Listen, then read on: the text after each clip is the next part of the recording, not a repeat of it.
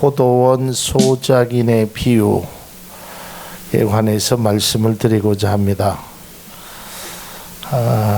이게 이럴 때 조금 제가 하는 설교가 오후 예배가 굉장히 이렇게 시리즈로 이렇게 하는데 우리 집사님 중에는 드라마라고 표현하시는 분도 계시는데 이게 세 번째 시간이라서 아무튼 중간에 들으시는 분들에게는 좀 죄송한 마음으로 말씀을 증거하고자 합니다. 다시 한번 강조하지만 이 포도원의 농부들은 유대의 종교 지도자들입니다. 그리고 주인이 보낸 종은 하나님이 보내시는 선지자들입니다. 그리고 주인의 아들은 예수 그리스도죠. 그러니까 이 비유가, 이 짧은 비유를 통해서 인류의 구원의 역사를, 그러니까 구약서부터 예수님까지의 귀한 역사를 이게 아주 일목하게 예수님께서 비유로 말씀하고 있다라는 거죠. 그러니까 주인이 종들을 보내죠. 누구에게요? 농부들에게. 그러니까 이거를 쉽게 얘기하면 하나님이 당신의 종들을, 다시 말해서 예언자들을, 선지자들을 누구에게? 당신의 백성들에게 보냈다는 거예요. 그 당신의 백성은 그 당시에는 유대인들이었습니다. 그들에게 보냈는데 그들은 오히려 주인이 보낸 종들을 심히 때리고 죽이고 돌로 치는 모습이다. 여러분, 하나님께서 아브라함을 부르시고 또 출애굽 사건을 통해서 하나님이 부르시는 종들이 많이 있었습니다. 모세를 향하여도 돌을 던졌습니다. 엘리야를 죽이려고 했습니다. 예레미야를 핍박했습니다. 그러니까 하나님이 세우신 종들, 하나님이 보내시는 그 예언자들을 다른 사람이 아닌 유대인들이, 즉 자기 자신이 하나님의 아들, 자녀라고 말하는 그들이 오히려 하나님을 욕되게 했단 말이죠. 당신의 유대의 종교 지도자들의 죄악상을 낱낱이 주님이 이 비유를 통해서 말씀합니다. 그런데 그들의 죄악이요, 갈수록 심각해지는 것입니다. 그 죄악이 갈수록 난폭해지고 나중에 아들을 보내자 아들까지도 죽이는 그러한 그들의 죄악상을 예수님이 이 비유를 통해서 말씀하고 있습니다. 우리가 성경을 조금 찾아보면 사도행전 7장 59절에 그들이 돌로 스데반을 치니 스데반이 부르짖어 이르되 주 예수여 내 영혼을 받으시옵소서. 스데반이 하나님의 말씀을 증거하니까 누가 돌로 쳤습니까? 유대인들이 그랬어요. 또 마태복음 27장 30절에서 31절에 보면 그에게 침 뱉고 갈대를 빼앗아 그의 머리를 치더라. 희롱을 다한 후에 홍포를 벗기고 도로 그의 옷을 입혀 십자가에 못 박으려고 끌고 나가니라. 누가 그랬어요? 로마의 군병들이 그랬어요. 근데 로마의 군병들이 실제적으로 이 일을 했지만 이 일을 뒤에서 조장하고 이런 분위기를 만들고 그 길로 간 사람들이 바로 대제사장들과 바리새인들, 서기관들이었단 말이에요.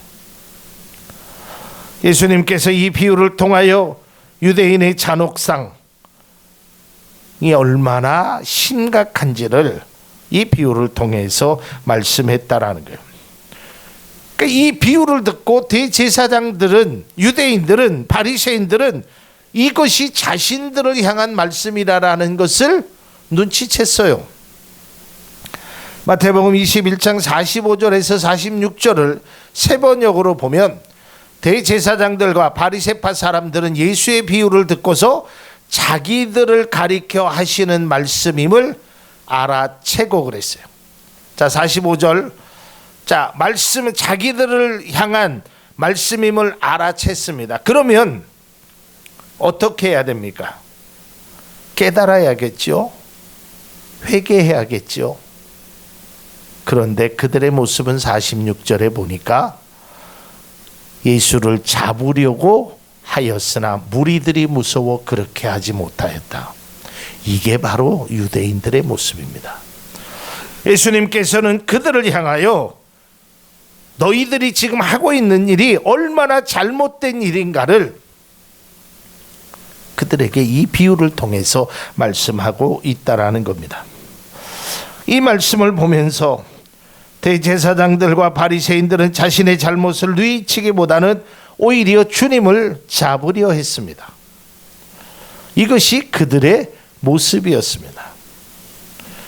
그렇다면 이제 결론에 해당되는 말씀을 이번 주와 다음 주에 걸쳐서 말씀드리고자 합니다. 그들은 왜 이런 일을 행했을까? 그들은 왜 주인이 보낸 그 종들을 때리고 돌로 치고 죽이려고 했을까? 심지어는 주인의 아들까지도 왜 그랬을까? 주인이 그들에게 뭘 잘못을 했길래? 그 첫 번째 이유는 이것입니다. 주인이 포도원을 자신들에게 맡겼다는 것을 잊었다는 것입니다. 여러분, 우리가 본문의 말씀을 보면 주인이 포도원을 그냥 맡긴 것이 아닙니다. 모든 준비를 다 하고 그들에게 포도나무에 열매가 맺기를 그것만 잘 관리하라라고 맡겼습니다. 모든 것을 다 완벽하게 준비해 줬습니다. 준비되는 과정 속에서 그들의 행한 일은 아무것도 없었습니다. 모든 것을 다 공짜로, 다 이미 그들에게 무상으로 다 만들어 주셨습니다.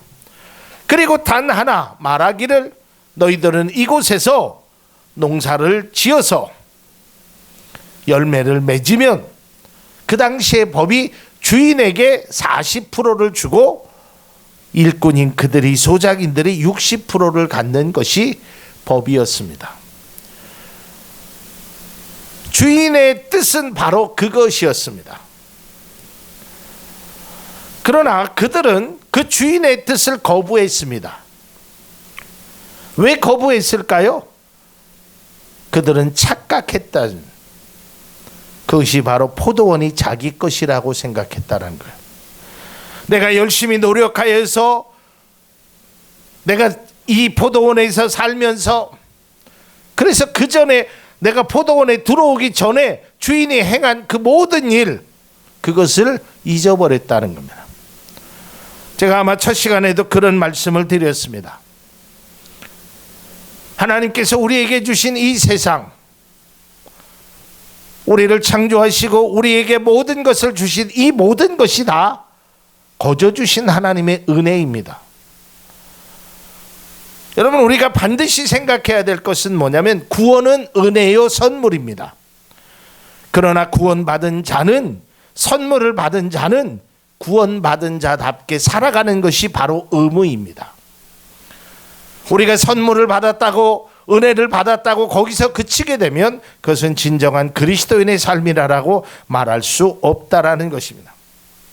하나님께서 이 모든 것을 우리에게 행하시고 하나님은 우리에게 말씀하고 있습니다. 지난 시간에 말씀드렸듯이 삶의 열매를 맺을 것을 말하고 있습니다. 농부의 입장에서는 당연히 주인에게 해당하는 목, 다시 말해서 세를 드려야 합니다. 그러나 그들은 그것을 줄 수 없다는 것입니다. 주고 싶지 않았습니다. 아니, 못 주겠다는 것입니다. 오히려 주인에게 도전장을 내미는 것입니다. 이것이 바로 농부의 신분을 망각하는 것입니다. 하나님은 세상을 주관하시고 세상의 주권자임을 인정하는 것이 그리스도입니다. 여러분, 오늘날 많은 그리스도인들조차도 마치 자기의 능력으로, 자신의 힘으로, 자신의 지혜로 모든 것을 이루었다고 생각하고 하나님 앞에 삶의 열매조차 드리려고 하지 않습니다. 당연한 것임에도 의무임에도 불구하고 그것을 거부하는 모습이 있습니다. 이것은 단순히 헌금을 드리라고 말하는 것이 아닙니다. 여기서 말하는 그 주인이 원하는 것은 삶의 열매를 드려야 됩니다. 다시 말해서 그리스도인답게 살아가는 그 열매를 드려야 되는 것입니다. 그러나 삶의 열매보다는 인간의 욕망의 열매에 눈이 어두워서 삶의 열매를 맺지 못하고 살아가는 그리스도인들이 오늘날 너무 많이 존재하고 있다라는 것입니다. 농부의 신분을 망각한 것입니다. 세상을 창조하신 하나님을 그들은 잊고 살아가고 있다라는 것입니다. 말씀을 준비하는 가운데 다윗이 역대상 29장 11절에서 12절에 하나님 앞에 감사기도하면서 이렇게 기도합니다. 주님, 위대함과 능력과 영광과 승리와 존귀가 모두 주님의 것입니다. 하늘과 땅에 있는 모든 것이 다 주님의 것입니다. 그리고 이 나라도 주님의 것입니다. 주님께서는 만물의 머리 되신 분으로서 높임을 받아 주십시오. 부와 존귀가 주님께로부터 나오고 주님께서 만물을 다스리며 주님의 손에 권세와 능력이 있으시니 사람이 위대하고 강하게 되는 것도 주님 손에 달려 있습니다. 저는 이것이 그리스도인들의 최종적이고 핵심적인 고백이 되어야 합니다. 물론 내가 열심히 이렇게 해서 포도나무의 열매를 많이 맺었다고 하더라도 이것은 내가 사용할 수 있는 권한이 있는 것이지 나에게 소유권은 결코 없다라는 것입니다. 이 세상의 그 모든 것을 우리가 하나님께서 사용하라라고 우리에게 위탁하신 것이지 그것이 내 것이 아니라는 것입니다. 그래서 주님 것을 내 것이라고 생각하면 안 됩니다.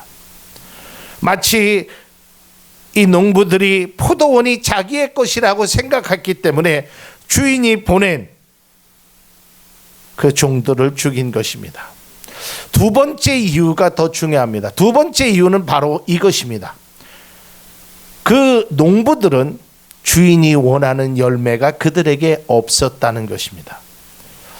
왜 그들이 보낸 종을 돌로 치고 죽이고 때리고 그랬을까? 줄 것이 없습니다. 이걸 어디에서 근거로 보냐면 당시의 대제사장들과 바리새인들의 모습이 바로 그것이었어요. 예수님이 그들을 향하여 이야기를 했습니다.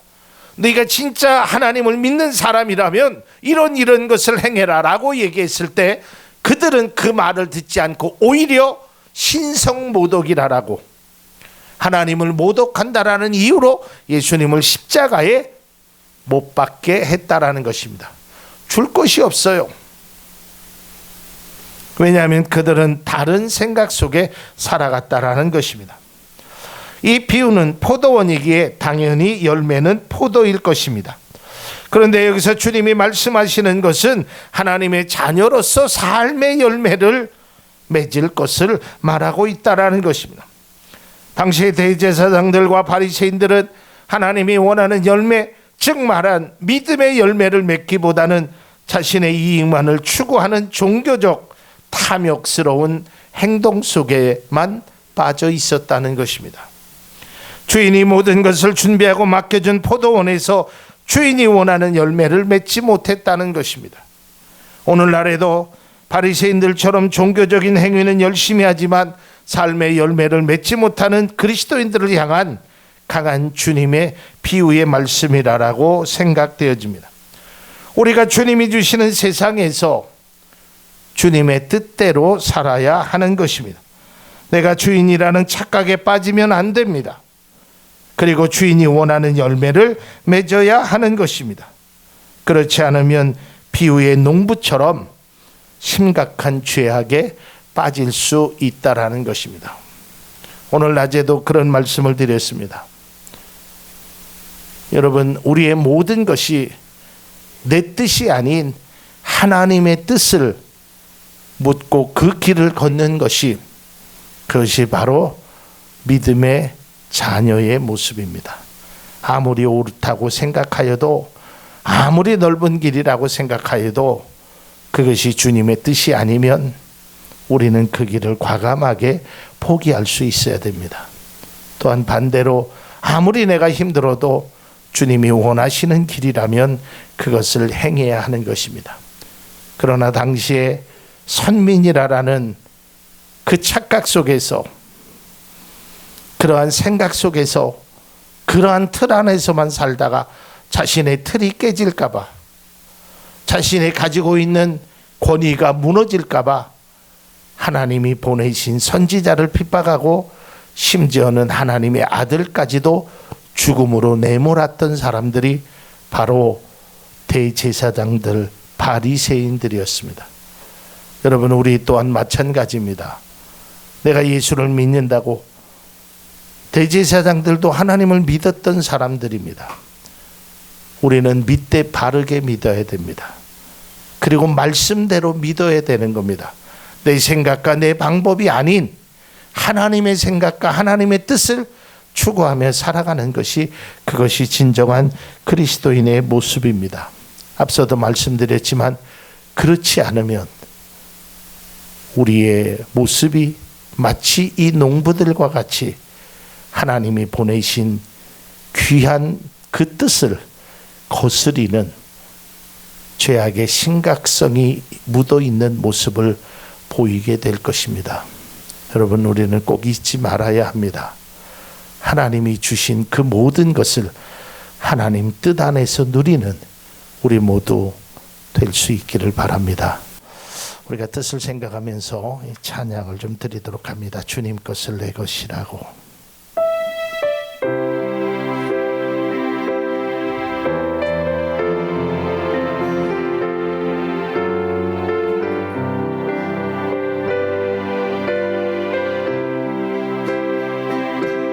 주님 것을 내 것이라고 고집하며 살아왔네. 금은보와 자녀들까지 주님 것을 내 것이라.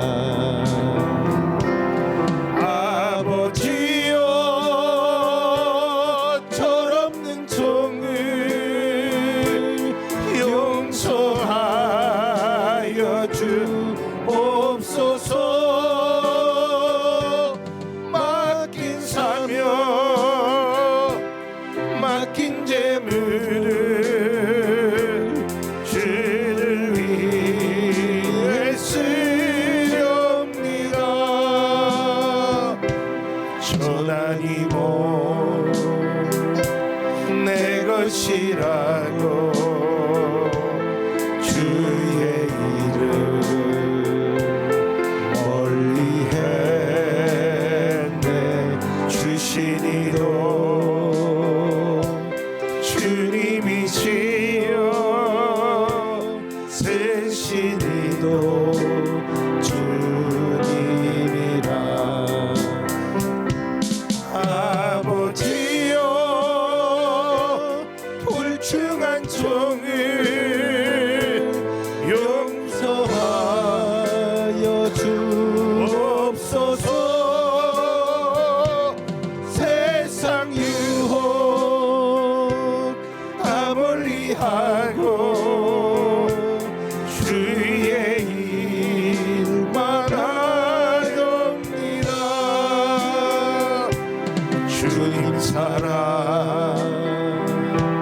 받기만 하고 감사할 줄 몰랐었네. 주님 말씀 듣기만 하고 실행하지 못했었네. 아버지여 연약한 종을 용서하여 주옵소서.